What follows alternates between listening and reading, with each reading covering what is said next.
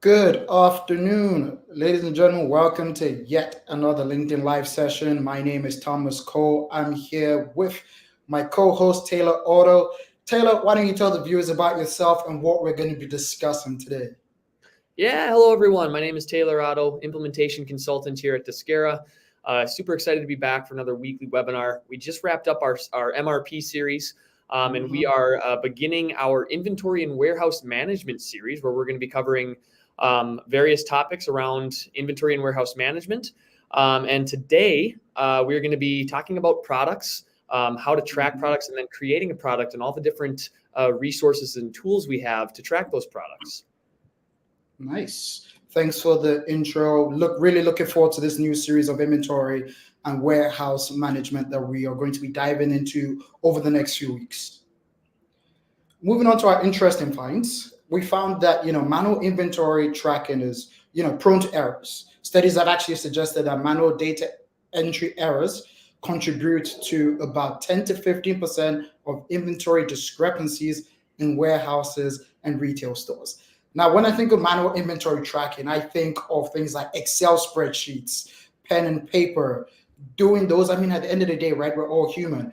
Someone can hit a button on Excel and it messes up the inventory pattern on the system, which can either lead to overstocking or understocking, which we'll touch on in a little bit. Yeah, there are a lot of consequences to thinking you have an inventory level and finding out that you don't actually have that amount. Yeah. And it is kind of shocking the amount of businesses that actually do not have a system to track their inventory. 10 to 15% of inventory discrepancies can cause errors of, hey, maybe I'm going to promise this product to a client that I can't deliver on, or having the resources to create a product. And there are lots of consequences that go with that. Going into our next interesting find, that 37% of mid-sized businesses don't track inventory accurately, which, like I said, can lead into a lot of consequences that we're going to be talking about here today. But it's super important to be able to track your inventory so you don't end up over promising and under delivering, or running out of inventory, or holding too much inventory. Indeed. And funny you should mention that. A lot of retailers and warehouses that have been trading for a long time, most of them even use tribal knowledge, like, oh, I know I should order this. So it's all in their head. They don't have a way of properly documenting what levels of inventory they currently have in place, which actually also leads us to the next point, right? So poor inventory management, you have briefly touched on, can lead to excess inventory levels. So on average, excess inventory can cost businesses 25 to 35% of its value annually in holding costs, including storage, obsolescence, and insurance. 25 to 30% sounds pretty high. What are your thoughts? Yeah, absolutely. Without being able to manage that, having that much excess product, like you said, maybe you're paying a certain amount to hold that product, or you're renting a big storage space because you don't have the means to hold the right amount, or a safety stock, or just enough amount of stock to fulfill your business needs. You end up paying insurance on those products as well. Or, a product goes obsolete where it's no longer needed in the world today. Thinking about insurance costs on that as well. Having to pay all those prices is costing your money business. And if you just have a system to manage that inventory, it would be a lot better for you. I mean, I have a quick example of a company that I was speaking to. So during COVID, they sell pressure washers, and everyone wanted to wash their decks. Everyone had a bit of spare time on their hands during that period. And so what they did was they stocked up their warehouses with a ton of pressure washers. And as COVID slowly started to go away, they're left now in their warehouse with just excess inventory that's just wasting, gathering dust. So it's always good to make sure that you're tracking your inventory levels correctly and you are predicting correctly what those would look like in future.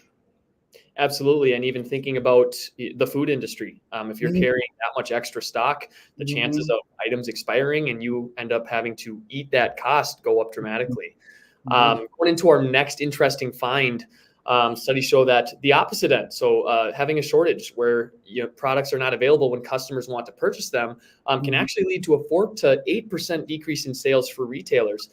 For me as a consumer, when I think of a company that doesn't have the product I want, I'm probably going to go find some other competitors. And if that competitor can meet my needs, I'm probably going to go with them. No waiting around. No, and it could lose your company business. Yeah. I'm sure a lot of retailers don't want to be losing out to their competitors,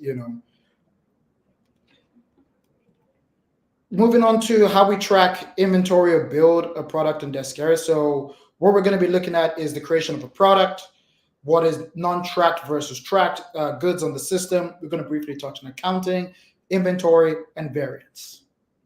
Yeah, so we're actually going to shift into Deskera now and just go through the creation of a product, show what our product screen looks like, and all the different ways that you can customize this product and specify kind of with this list listed here that helps you manage that inventory at a very high level. Yeah. Coming over to Deskera here, this is our product's main screen here. And right off the bat, what I can see is my list of products that I have in my inventory. And it tells me the available stock I have right here, which is really helpful just as a general visibility of, hey, I've got this much of this product, this much of this product. We have features of restocking levels. So if you are a manufacturing company that makes your own products, if your stock falls below, it will alert you that you need to create more. We also have a reorder level. So if you want to specify a reorder level for a product, if that item falls below that reorder level, you get a very clear indicator here. So for example, here with glue bottles, I've got 1,000 in stock and my reorder level is at 2,000. And because I'm below that level, I get a nice red indicator like, hey, this is below, I need to order more. Nice. I love the visibility. Yeah. Yep. Very helpful. Yeah. So what we're going to do is we're going to go through the creation of a product and walk through all the different types that we can kind of go through and specify. Starting with the product type. So we have tracked and non-tracked here, and our two different types of products. Yeah. So I see bill of materials was also on there, but we've discussed bill of materials on previous webinars. Taylor, do you mind telling us a bit about the differences between a tracked and a non-tracked good on Deskera's platform? Yeah, absolutely. So a tracked product is kind of in its name, any product that you are tracking inventory levels of. Maybe these are items that you are selling on a sales channel, or raw goods that you need to create in MRP. But anything in your system that you need to track how much and know how much you have at any given time. Okay, awesome. And then non-tracked? We have non-tracked. So a non-tracked item, I can think of two different examples for a non-tracked item. Number one, a non-tracked item would be something that's not a physical product. So maybe this is something you sell like a membership or a gift certificate.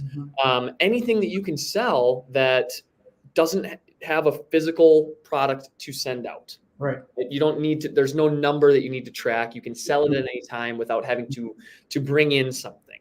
If that makes sense. Yeah, that does make sense. Yeah. The other side of things for a non-tracked item would be like office supplies, where, maybe like pencils that you need to order for your business, but you're not necessarily tracking at an inventory level, like, hey, I've got X amount of pencils left. But things like that you need to purchase and have in your system, but we're not interested in tracking in our inventory. Makes sense. Makes sense.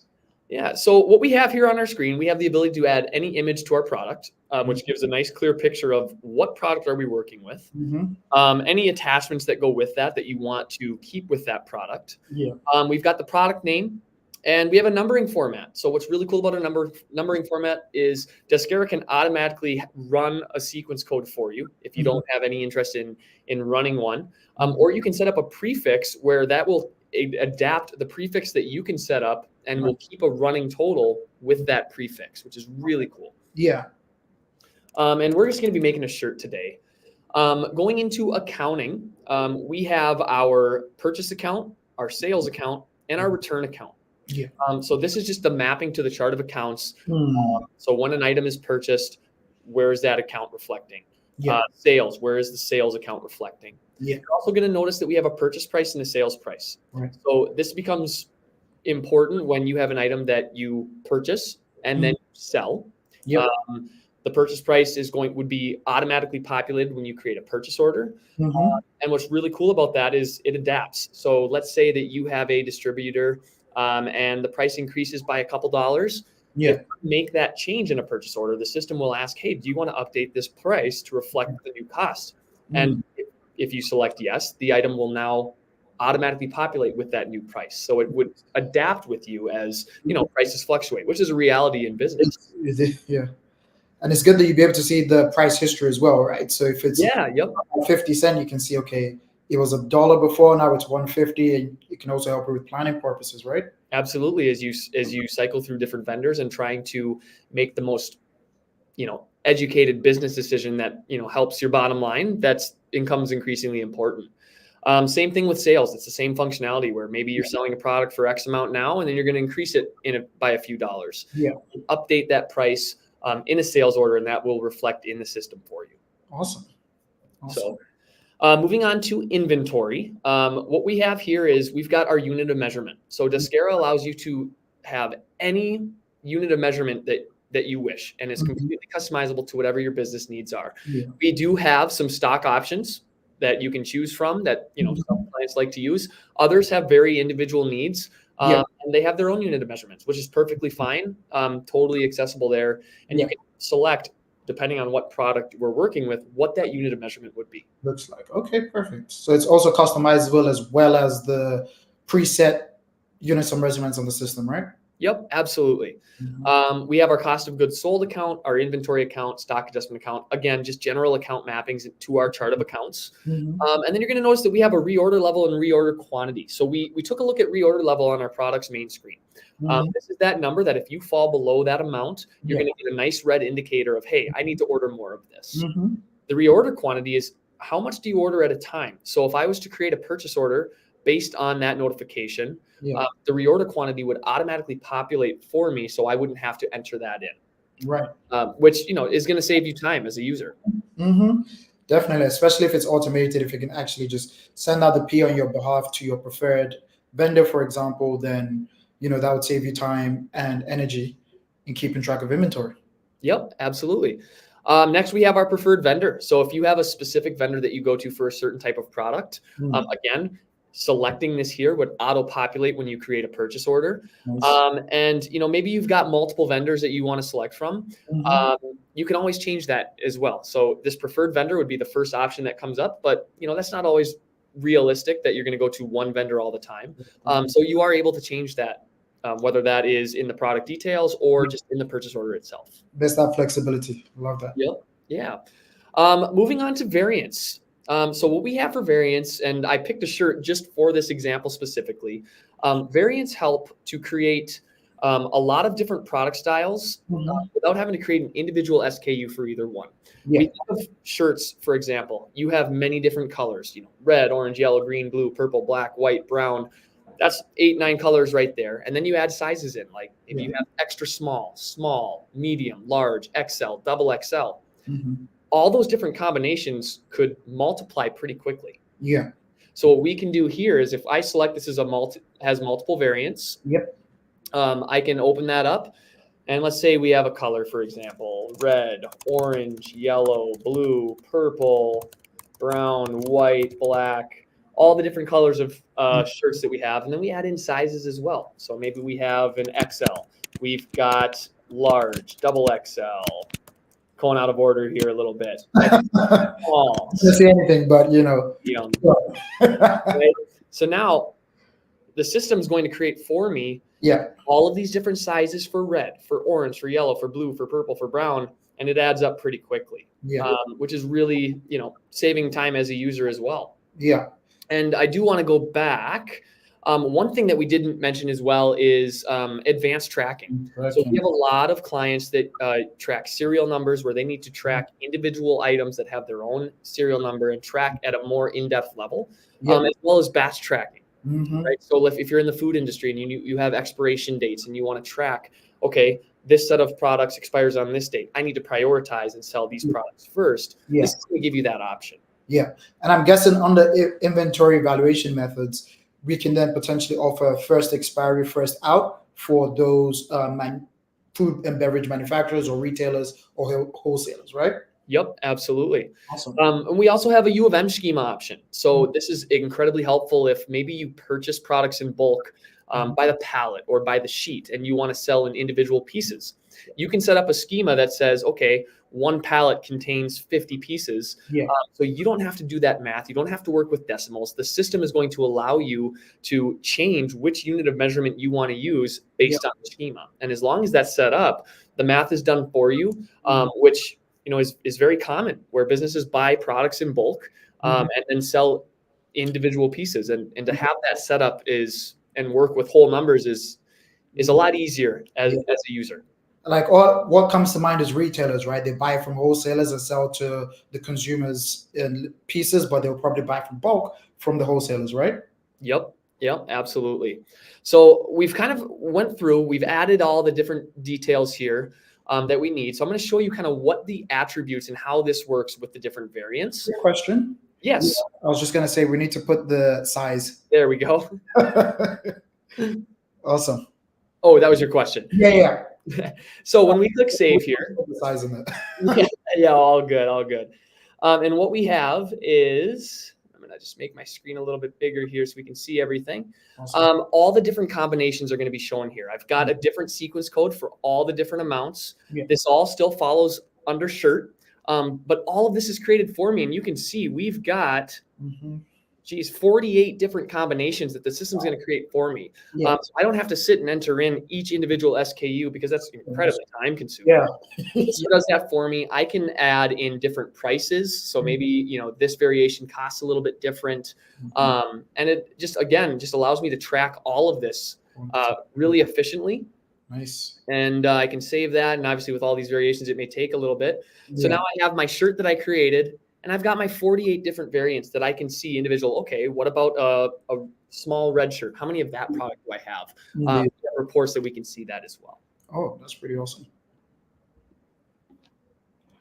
So as we said, this is a general overview of what the inventory and warehouse management would look like in Deskera. So over the next few weeks, we'll be diving deeper into things like barcode setup and scanning, inventory reports and dashboards, virtual warehouses, row rack bin, order fulfillment, requisitions and POs, stock transfers, inventory and accounting, which we briefly touched on again today, but we'll go into more depth, and quality control. Now, Taylor, was there anything else before we hop off? I know we're coming to the end of the webinar. Was there anything else that you wanted to add?